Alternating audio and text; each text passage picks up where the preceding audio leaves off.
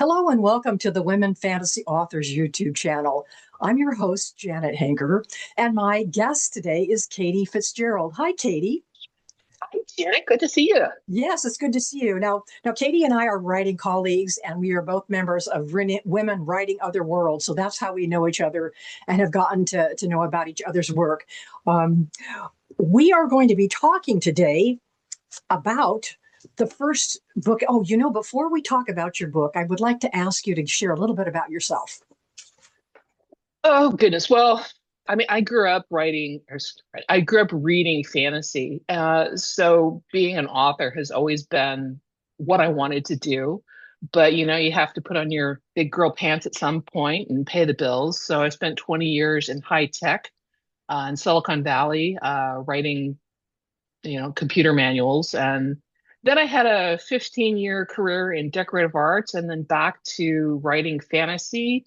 I love to focus on characters and character-driven arcs that explore hope and people making difficult choices for the greater good. Yes, and this book certainly does that. I just finished reading The Healer's Heir, which is the first, as I understand it, in this series. And the story centers around Nirel, who is a healer in the kingdom, and he is about to inherit a very important position. Can you tell us about him and what's the situation he finds himself in at the beginning of the story? As we open, yeah, his position is going to radically change. He knows he's going to inherit the position of royal healer from his mother eventually. But he'd really rather just be off in the countryside treating, the average person, helping them. So he's moved away from the court, moved away from the capital. His younger brother and his cousin have joined him on this little adventure. And as the scene opens, all of the politics of the court catch up with him, slam him in the face, and he's forced back to the capital. Right, right. That's my next question, but I wanted to say that it was really it was really interesting about his character to see who he was wanting to help people and then being tossed into this just impossible situation where he's asking to do things in some ways that might be against his character and his morals because he really wants to really help people, the average person. So the next question is Nirel is in a very tricky political situation with his mother imprisoned, and the queen is expecting him to take her place. What was Nirel's relationship to the queen as a child? I thought that was very interesting. And why does he decide to take sides against her as the story moves forward? The royal healers are sort of the stewards of a secret that is behind the power of this royal family. So the royal family tries to bind them emotionally. So he grew up with the royal family as basically his extended family and the queen as his auntie, although, a little bit of a prickly auntie. So he's bound to them as family, sees them, interacts with them as family.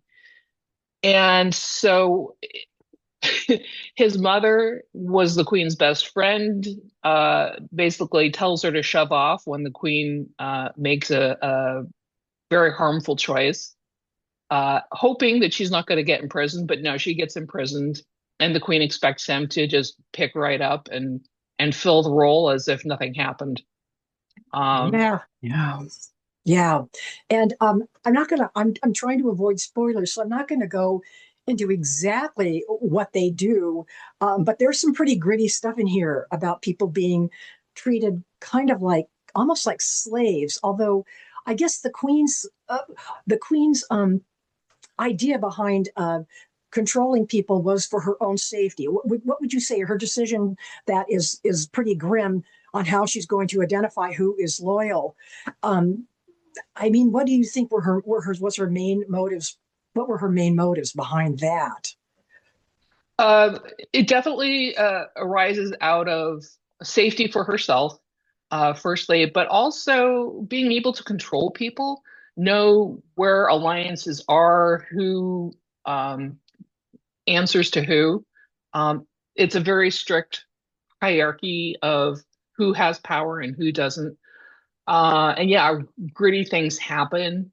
Um, but in terms of history and monarchies in the past, it's right in line with things that people have done to people throughout history. Yeah, yeah. And it was interesting that you picked that particular piece up to put in the story. It really rose the stakes. It made the stakes pretty high in terms of the decisions that he had to make as a young man and which direction he was going to go.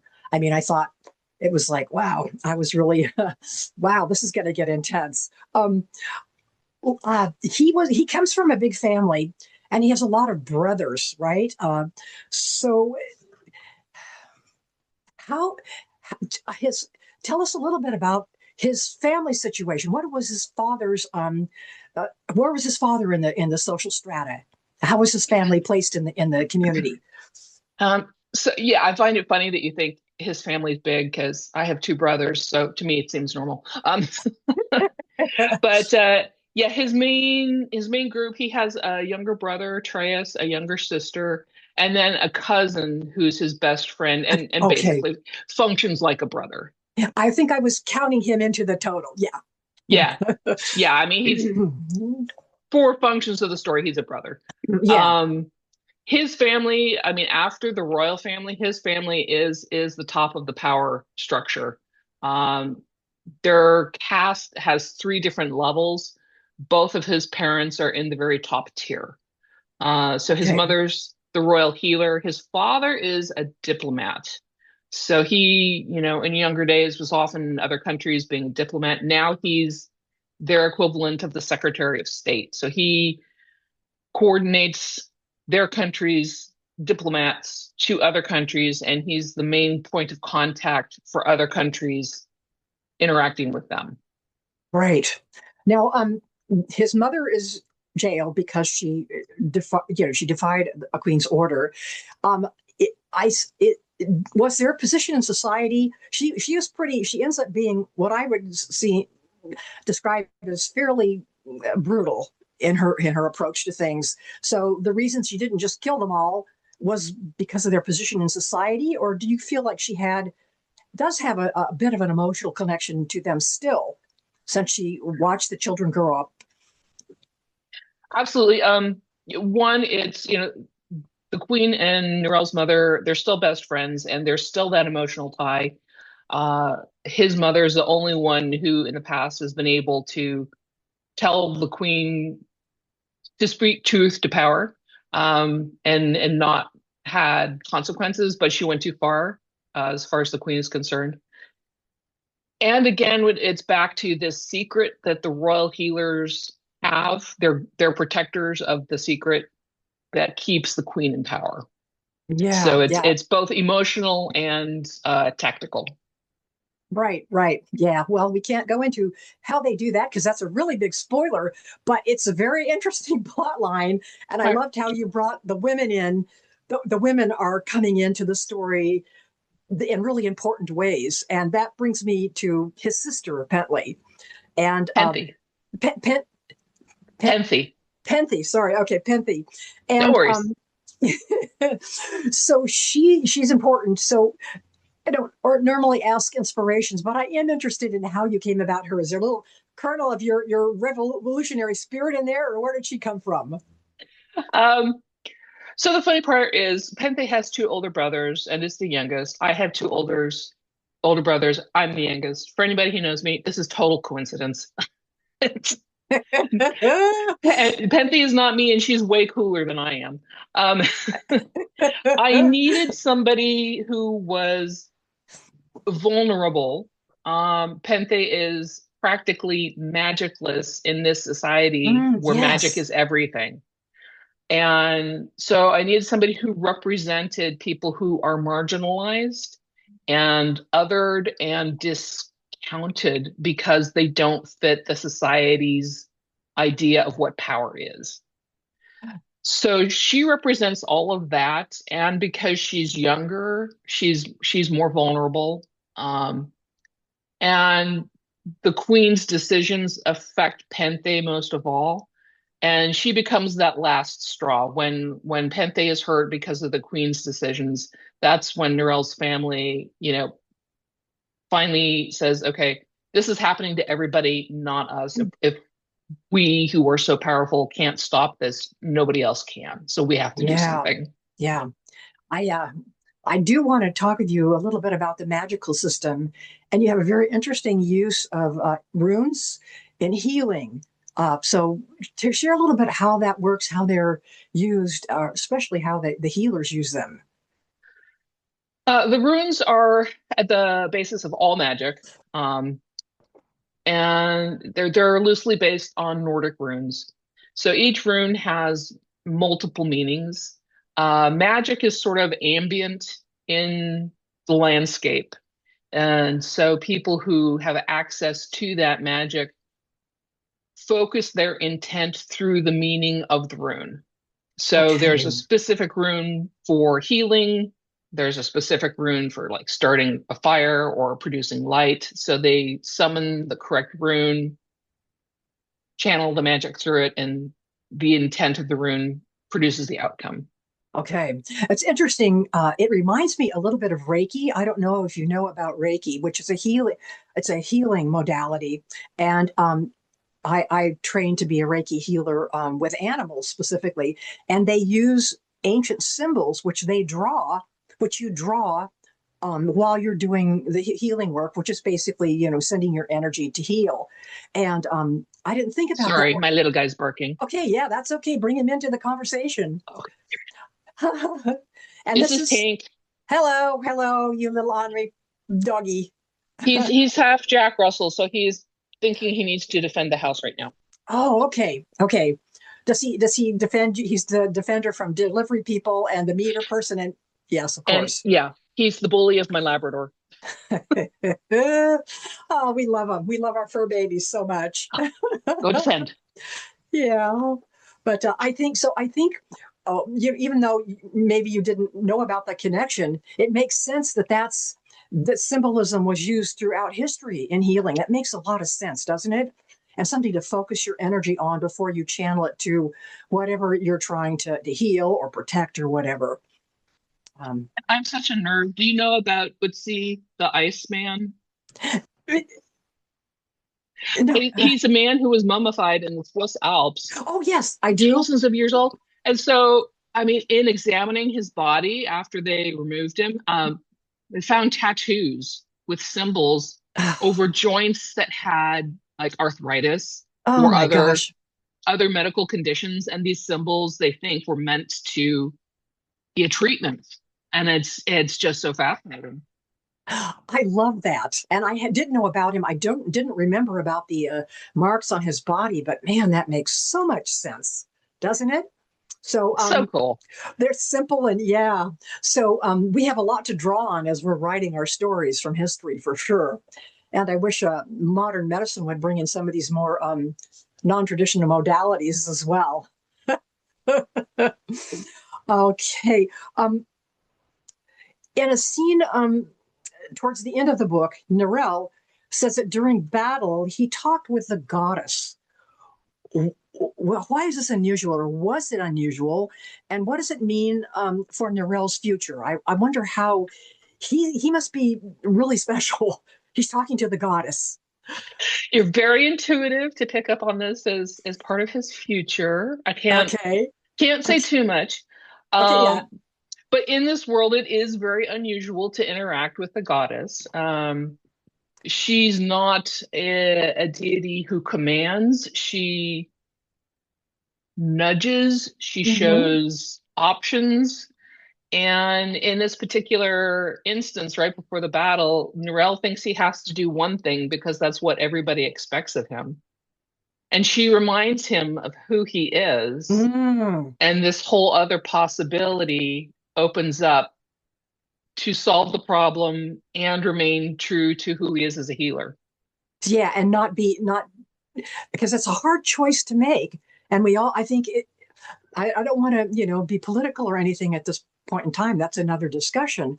But I think it's a really important point to bring into the book in terms of his background as a healer and having to actually stand up physically and defend and make choices to physically defend and possibly harm people to save, the greater good. So it's a centuries old dilemma for our cultures. So it made a lot of sense that he had to do that. So I look forward to that. And I'm going to just pause here and put up your information. And then I'm going to ask you about what's coming next. Okay, so more books. Book 2 is written, I believe. Are you getting ready to launch? Sometime this year, I hope, which, epic fantasy, that's a big promise. Yes. So I actually just finished the first draft last week. It was a long haul. I'm a discovery writer, so I never know what's going to happen. And this one was me tearing my hair out. So I'm now busily organizing all my notes. I'm reading back through the manuscript so I have the whole story in my head so I can dive in, and I hope to be done with the second draft in a couple of months. Yeah.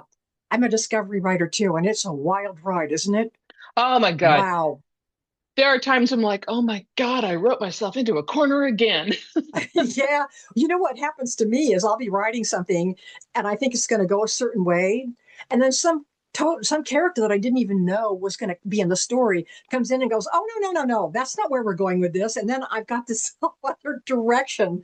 But it may, I don't know. I'm kind of grateful that I don't have to plot it out beforehand because I don't know if I'd ever get through it. So My justification is if I don't know where the story is growing, then hopefully that will keep the reader interested because they don't yeah, see what's coming. yeah, exactly. Well, let's hope that for both of us then. And if people go to your website, which I encourage them to do, they can download a free story. Is that correct? Yeah, Yeah. so I wrote I was going to write a short story with the intent of it being a freebie. And of course, because I'm an epic fantasy writer, the short story turned into a novella. Of course. So this is his mother's story. It's the Ah, whole, deep dive into his mother, and she's a little neurodivergent, and it sets up the history of his family with the royals. oh, that's great. I haven't read it yet, but I know I've downloaded it, so it's on my list. And I was intrigued by her character, and we just get such a tiny glimpse of her. I'm glad that you did that. And then, of course, going forward, there'll be more of her and the whole family doing their thing. Are you working on anything other than this series? Well, not physically, in my head, of course. Yes. So as with most writers, I've got like a million ideas running around in the back of my head. When I finish this series, I'm seriously thinking of doing cozy fantasy. We have a friend in common who's been going down that path, and I Yeah. need to write something shorter. Yeah. I would like to write something shorter and a little less heavy because my work Yes. has some pretty heavy stuff in it too. And I that was what I was coming to also when I get done with book 2 on my series. I want to try some cozy too because I enjoy reading it so much. I'd like to And give it a try too. it's got that heartwarmth and the hope that I try to put into my books, but without all of the gritty Yeah, nail really gritty. biting. Yeah. Yeah, yeah. I mean, it needs a little tension, but not maybe not so much blood and guts. Yeah. Oh, oh, that's great. Well, we're closing in on our end time here, and I'm wondering if there's anything else you'd like to share with us before we close out. Um, I think it's really important that people have a sense of hope. And not with getting into politics, it's a difficult time in history right now. Yes. People need to hang on to the idea that there are people out there who have, altruistic motives. Not everybody is out to get us. And that's a reminder I need on a daily basis. Yes. Um, and yeah, if you can help somebody out, do it. You're not only helping them, you're helping yourself. Um, Yeah. and I'm not a brave person. My characters are much braver than I am, but this is how I can contribute to the discussion. And Yes. And I would like to follow that up with by saying I think writing is a political act. and we can get these ideas about fighting against what's wrong and ways to do it and what people can do to be brave. Even though it's in a fantasy story, it's telling people's stories. And so I think it's a really important thing. And I really pat us all on the back for being out there doing our resistance and our writing. So, yeah, thank you for making that point. Um, Absolutely. yeah, I I'm so glad we got to talk about the story today, and I'm looking forward to book two. I will put Katie's information below the video here so you can click easily to her webpage. And also remind you to please give us a like if you like what we're doing here. And to follow the channel, I try to post an interview about once a month with women who are writing speculative fiction. So please rejoin us again for another interview next month. Katie, pleasure. I appreciate it. And I can't wait to see book two. And please go and download her story so you get the prequel, and then you can get the book and you'll have the whole thing. Thank you, Janet. I so appreciate this, and you are an amazing person and author. Thank you very much. Thank you, Marriage. I appreciate it. And this is such a joy for me. It's such a win-win. So I'm glad I can do it. And I'm glad I can talk to my friends who are authors and also new people that I've never met. So it's a great opportunity for me, and it really helps heal my soul. So thank you for participating. You were absolutely welcome. All right, Katie, we'll be talking soon, and take care. All right, you too.